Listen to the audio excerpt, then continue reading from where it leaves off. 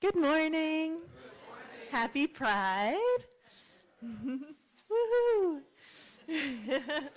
My name is Sarah Allegretti. My pronouns are she, her, and I'm your Director of Religious Education.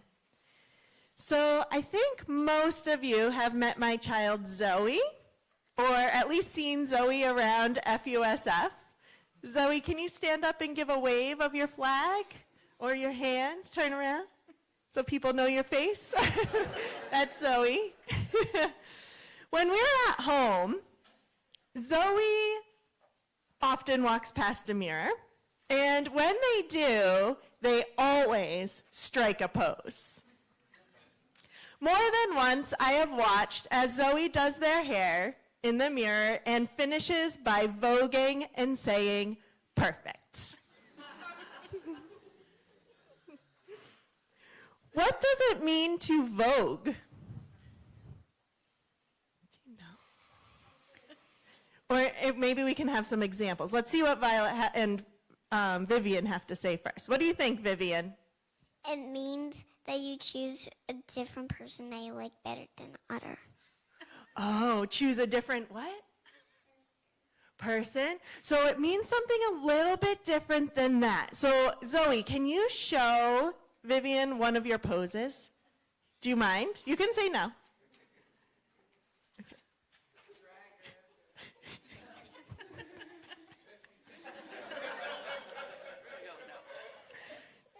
You don't have to if you don't want to. Okay. Oh. Okay. Ready? 1, 2, 3. I'll do it with you. Zoe taught me how to vogue, so, because it's not really something that I really have practiced before. Yeah.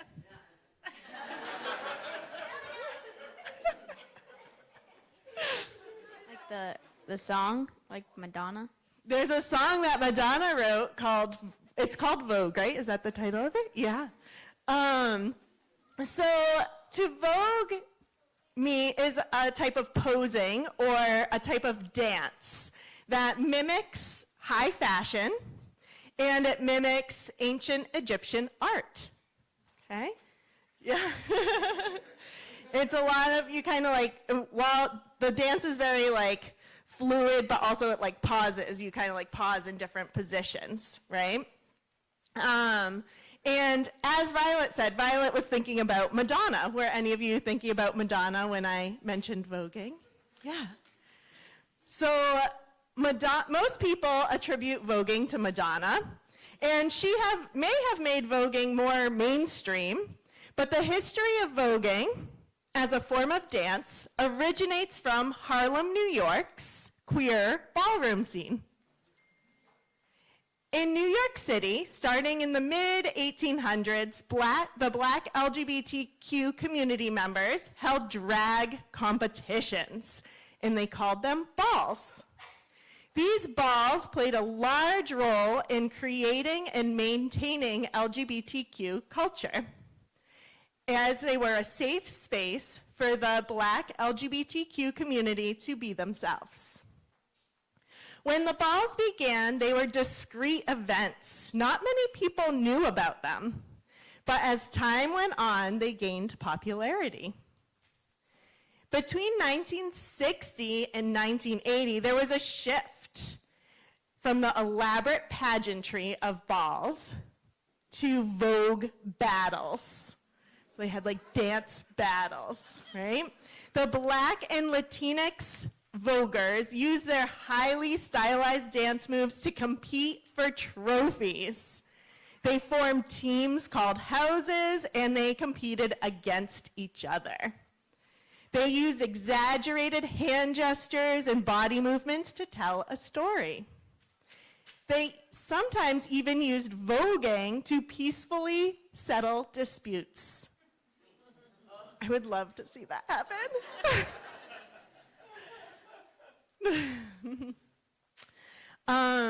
The winner would be the person who threw the best shade. Voguing was not just a way to compete with one another.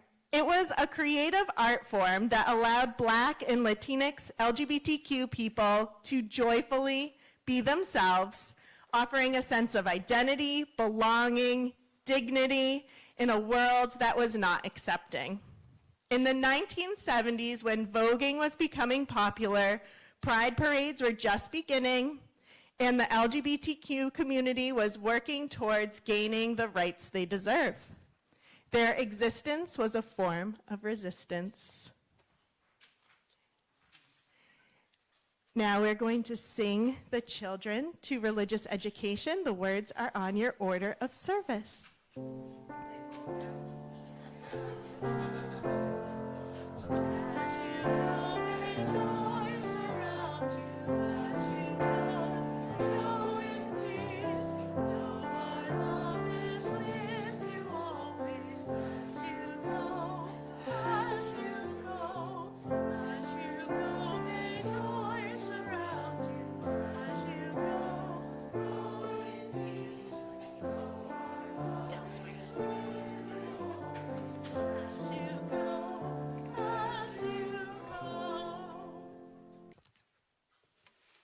I'm Sandy Fellows, and let us together hear these encouraging words of existence as resistance.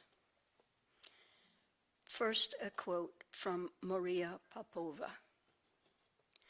Our insistence on belonging, on community, and on human connection is one of the greatest acts of courage and resistance in the face of oppression.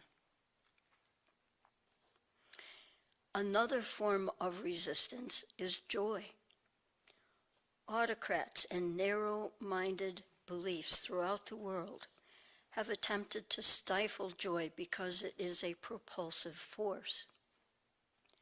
Joy is a sustaining source of energy for change. Shared joy creates unity. Pleasure reclaims our humanity. It disrupts biases that separate us. Joy is a form of care that allows us to move past trauma and reclaim our resilience and hope. Inviting one another to enter, rejoice, and come in can be a powerful form of existence and resistance. So let us find in joy the same energizing force anger ignites in us. You exist. And as small as you might believe you are in your existence, your resistance cannot be disqualified. As the Dalai Lama has said, if you think you are too small to make a difference, try sleeping with a mosquito.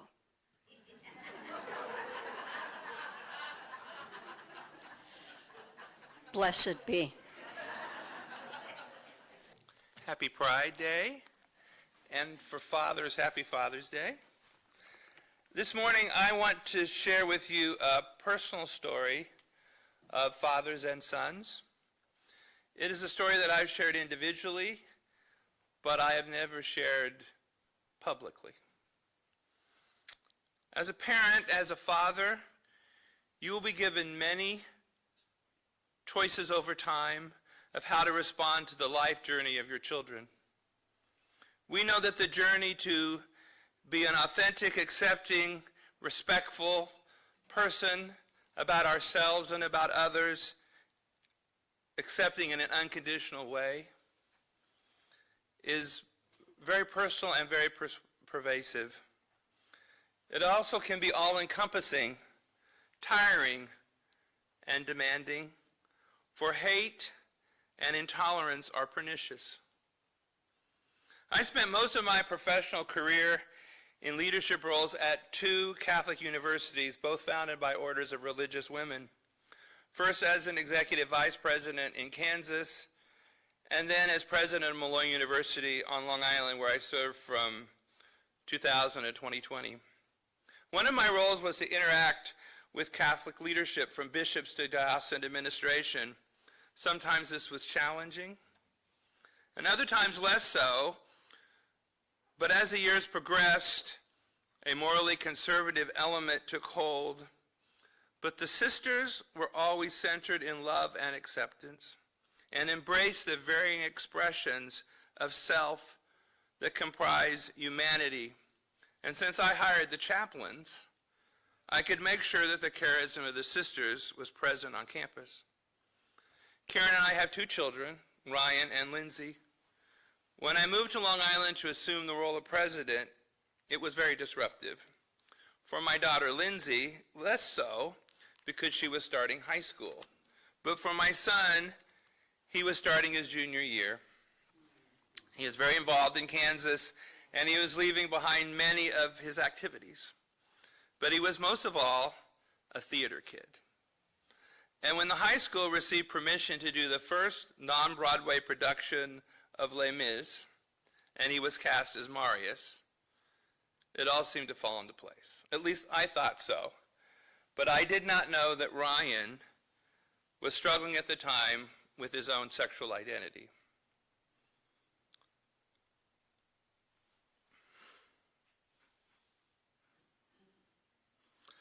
Early in his senior year, Ryan shared that he was gay.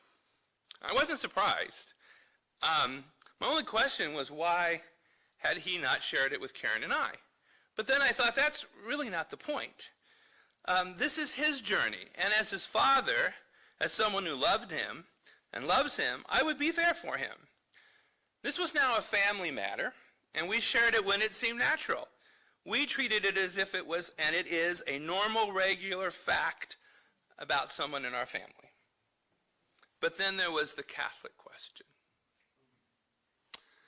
When Ryan came out, being gay or queer was not the litmus test for being an authentic and faithful Catholic as it would become in the next decade.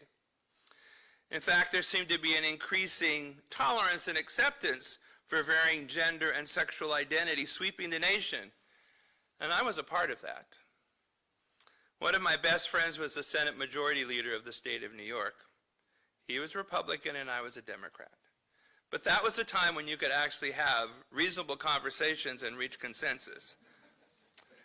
Yeah. And after golf on Saturdays, we would discuss political issues, and one of the issues we discussed was gay marriage.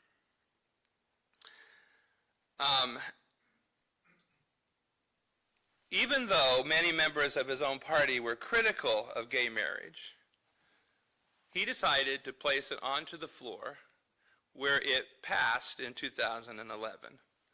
Later he told me that my conversations with him and that my son Ryan, our son Ryan, had changed his mind and led him to making that decision to allow the vote. The timing could not have been better for Ryan, for in 2014 he met and started dating Alec, and in 2016 they decided to get married. We found a venue in New York City where they lived and set a date for April of 2017. A close friend of theirs presided over the wedding, and we invited relatives and close friends. That in and of itself was challenging. By this time, homosexuality and transgender have become increasingly identified as morally reprehensible by many Catholic churches, and the bishops were speaking in those tones to the faithful. This was not the case with the bishop in Rockville Center, where Molloy University was located. But when a new bishop was appointed in late 2016, the rhetoric changed, and in his remarks, transgender and homosexuality were placed into sentences alongside abortion. My sister had become an increasingly conservative Republican and Catholic, and she held that marriage was between a husband and a wife. And well before Ryan met Alec, Ryan had a very heated conversation with my sister and asked her point blank that if he was getting married to another man, would she come to the wedding? And she actually didn't answer that question. So we didn't know if she would come to Ryan and Alec's wedding. But she did, and she embraced it. But the same was not true for Alec's father. He refused to come. And that caused a deep rift that lingered for 6 years, during which time they never spoke. Despite all of Alec's entreaties, it left a real hole in Alec. Just think, you meet the love of your life, your best friend, and you want to share that joy with the world and with those who have been there with you on your life journey. And your father does not come. I couldn't understand it. My love for Ryan was unconditional. And I would always make my relationship with him a priority no matter what. It was a joyous wedding, and I didn't think about any ramifications that could happen to me. Our dear friend, Father Frank, who had presided over my daughter Lindsay's wedding, didn't come to the ceremony. That was forbidden. But he did come to the reception the night before and lead a prayer blessing. Father Frank had just been elected as the chair of the board at Molloy University, and together we were working to set up a meeting with the new bishop. I had a very good working relationship with the previous bishops, and I wanted the same. After a number of tries, we finally had a meeting set. We prepared a list of all the ways in which the university was responding to its Catholic identity. But just a week before the meeting, Father Frank was informed that only he should come, not me. I should have known trouble was brewing right there and then. After the meeting, I called Frank to see how it had gone. I need to talk to you in person, Frank said. I will need an hour or two. The next day we met. I asked Frank if he had shared the report. Yes, he said. How did they respond? He said they didn't respond. Instead, what they wanted to talk about was Drew's gay son's wedding. The new bishop had said a member of the university's board of trustees, Molloy's board, who was an employee of the diocese, I knew who that was, had come to ask guidance about whether it was acceptable to go to the wedding. Frank put his head in his hands and said, she came to me and asked whether she should go, and I told her that the bishop is your boss, so you should go ask him, so it's all my fault. Now they want me to tell them who from the Molloy Board of Trustees was invited and who went to the wedding. Well, Frank, I said, you can tell them you don't know because you weren't allowed to go, and I'm not going to tell you.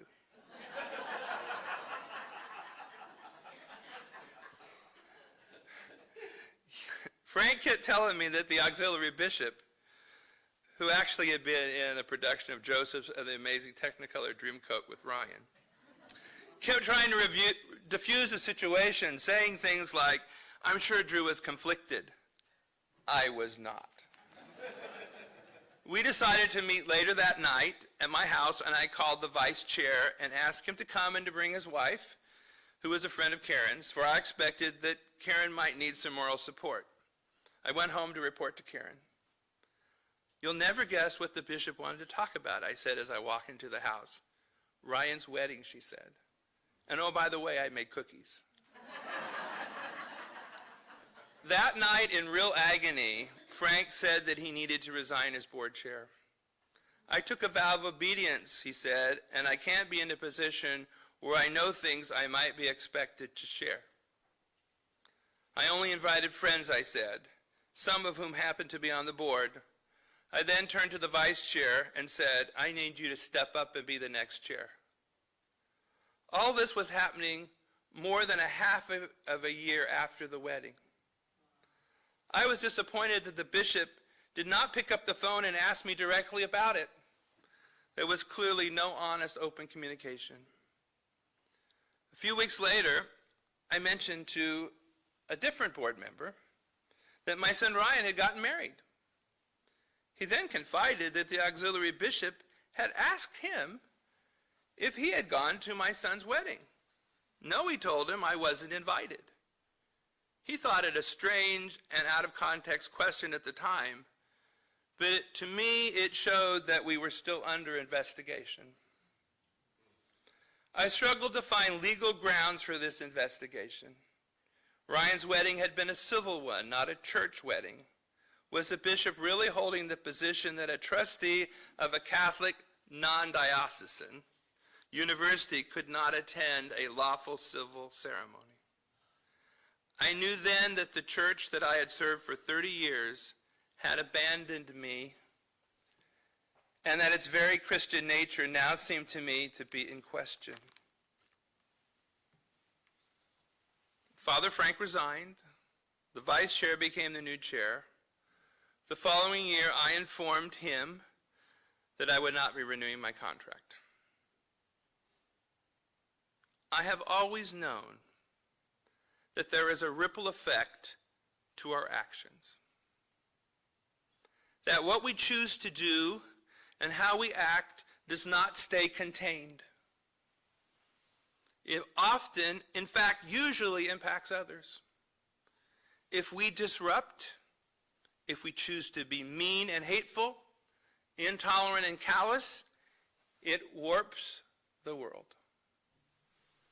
If we choose to love, to be giving and kind, it can alter space and time. I never questioned, even for a millisecond, or even pondered in any way what seemed to be a natural reaction, to love unconditionally my son for who he is. If you love someone, how else can you act but to act in solidarity? Not long after this episode, we found ourselves in Wichita at the home of my best friend from college and his wife. They had 2 children that we had seen growing up. They confided in us that their son had just shared that he was gay. As evangelical Christians, they belonged to a church that had no tolerance for homosexuality. Monty was a church elder, and they knew that they would need to leave their congregation of many years. They were coming to terms with the news, questioning and searching. We talked until 3 a.m. with them and with their son, Matthew. Matthew, for his part, had been on his own journey, struggling to put right his Christian faith with his own authentic self. He had taken a leave from Harvard and was carefully dissecting the theological props used by some Christian churches to exclude and even demonize. Matthew would go on to write a book, a best-selling book, and found a nonprofit organization that works to help Christians and churches find pathways to understanding and inclusion. Monty, who was really struggling with this, was on his own journey as a father and a Christian.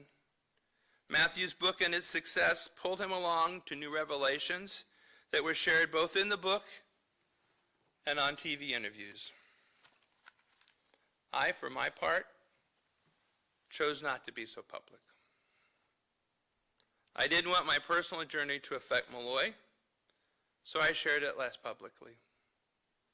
My journey took me from Catholicism to Unitarian Universalism.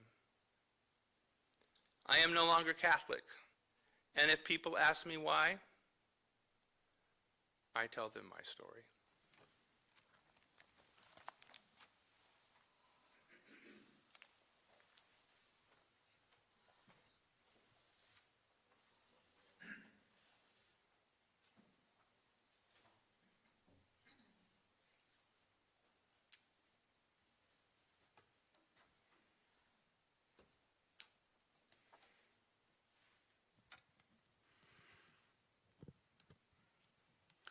Good morning. My name is Evelyn Rossing, and my pronouns are she, her. I realized about 4 years ago that I am a transgender woman. Most stories you hear about transgender folk focus around the struggles they have before and after coming out and starting their transition, and those are important stories. But I want to talk about something else, something that's worth talking about and worth celebrating. Some special moments of joy that I have had on my own journey. I think every trans person will have these moments as well, even if we don't hear about them as much.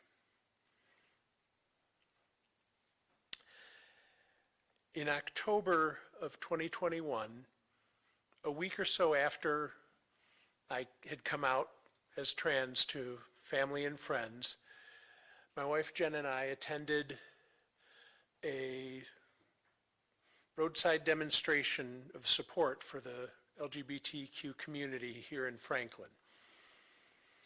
I met several LGBTQ and ally residents of Franklin while I was there. And on the way home, it was a good event standing out. We had lots of support. On my way home, I realized with some excitement that there are now people in the world that only knew me as Evelyn. Up to that point, I mean, there were people who knew me and accepted me as Evelyn, family and friends, but every single one of them I had known before. These are the first people I had met after coming out that I only met as Evelyn.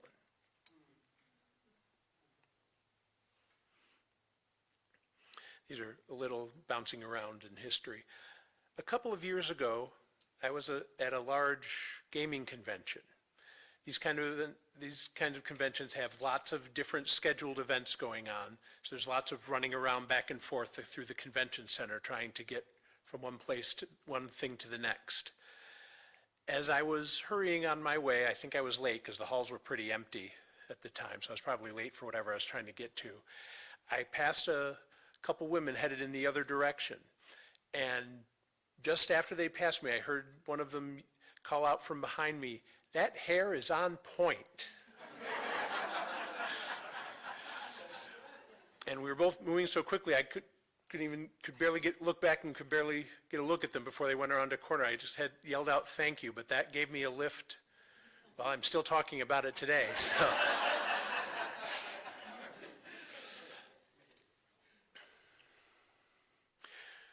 Franklin's first Celebrate with Pride in 2022 was also my first Pride, having realized and come out the previous year. It was a great time. The thing I treasure most from it is a caricature Jen and I sat for together. It's the first tangible thing that shows me as Evelyn, as a woman. And it just gives me a smile every time I see it. The caricature artist hated me because I wore a dress with a lot of little horizontal stripes in rainbow colors.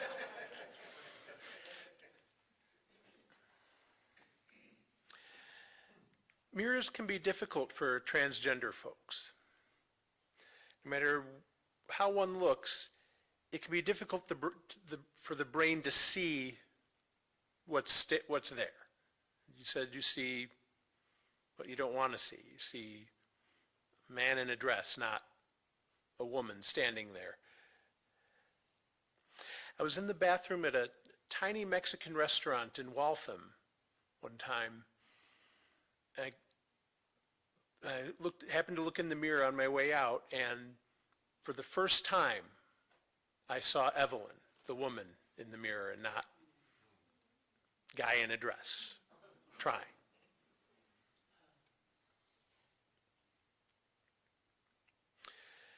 I'm my parents' oldest child, and I have two younger brothers. A couple years ago, I ran across a Facebook comment my sister posted. I don't remember what it was. It wasn't even really directed. It wasn't directed to me. But that referred to her husband's sister. And I just stared at that post for a good 2 minutes trying to figure out who she was talking about before I realized she was talking about me.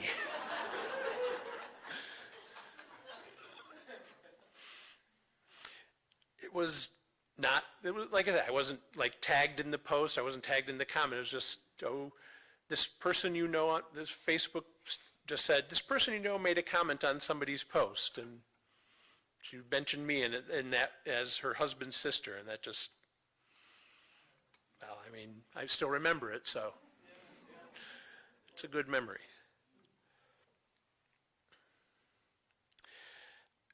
I serve on the worship committee here at FUSF, and I'm going to be worship associate for one of the summer services.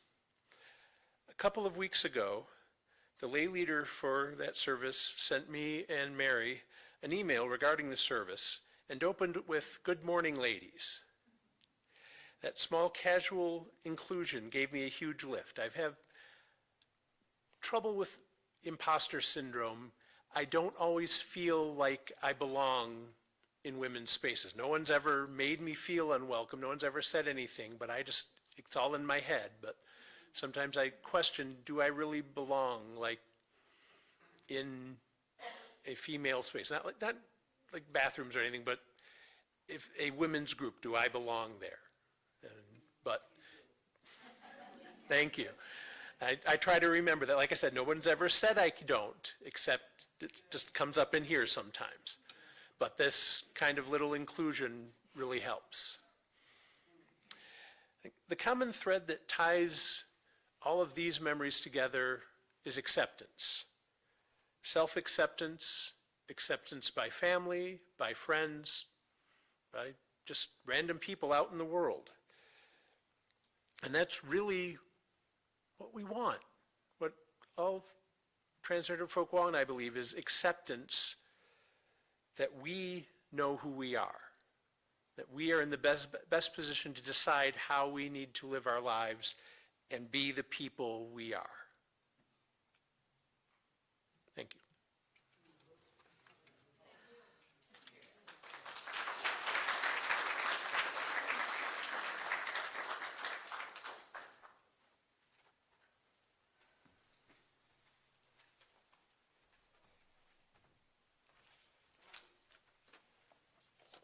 Good morning.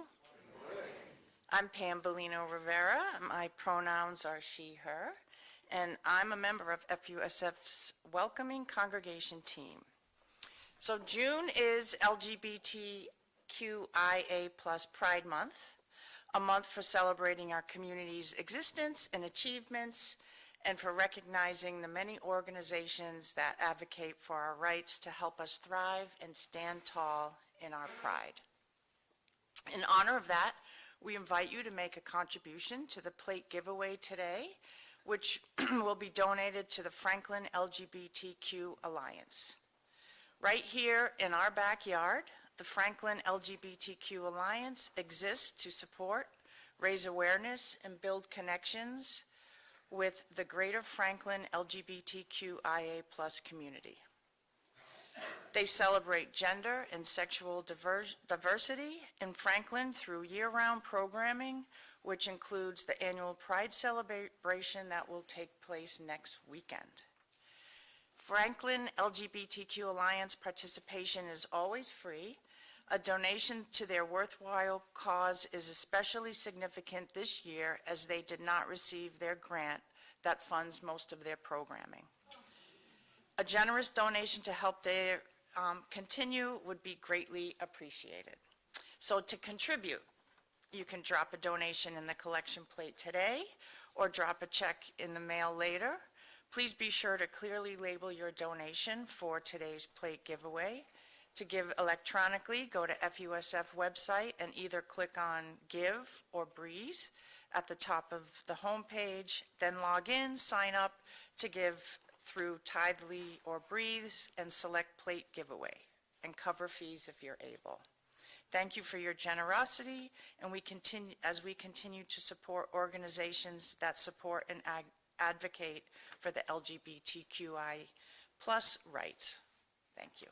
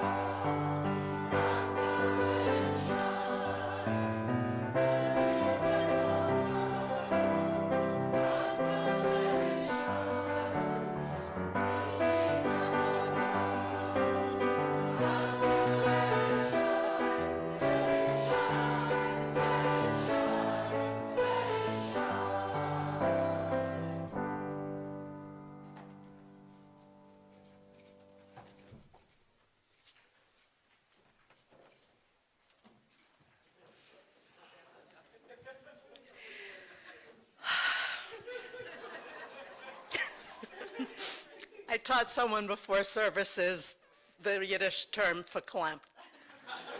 Just from hearing Allison practicing at 9:30 this morning. So my name is Margie Shulchana. My pronouns are she, her, and I went through a lot of tissues back there today. Thank you to everyone who shared their hearts and souls today. Rumi said, "If everything around seems dark, look again, you may be the light." These words and the ones we just sang say it all. In a world that is so often attached to habits of fear, hate, and darkness, there is no greater act of power or resistance than to choose to stand with solid pride in one's truth and one's light and one's joy. Thank you for that reminder, Sandy. And to commit to sharing those. To declare with one's life, I will not go away, no matter what. And this is especially true in the face of current world struggles and when one is a member of any minoritized population. This little light of mine, I'm gonna let it shine. Everywhere I go, I'm gonna let it shine. Building up a world, I'm gonna let it shine. And as James Keller said, a candle loses nothing by lighting another candle. So, while we sing our closing song, please look around this room to witness the magnitude of the light right here amongst us as we renew our commitment to help carry and spread that light wherever we go. The words are, "Carry the flame of peace and love until we meet again."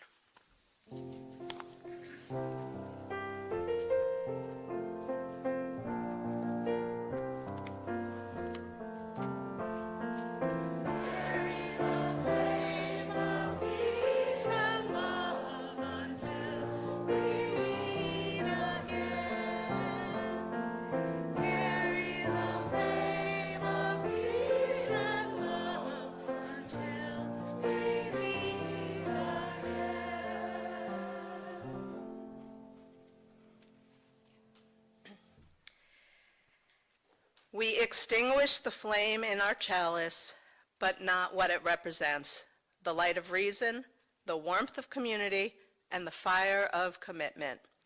As our worship ends, we follow the words of Desmond Tutu, "Do your little bit of good where you are. It's those little bits of good put together that overwhelm the world." Go committed to spreading your good, your truth, your pride, and your light to a world that needs every bit of those it can get. Go with love. Go surrounded by peace.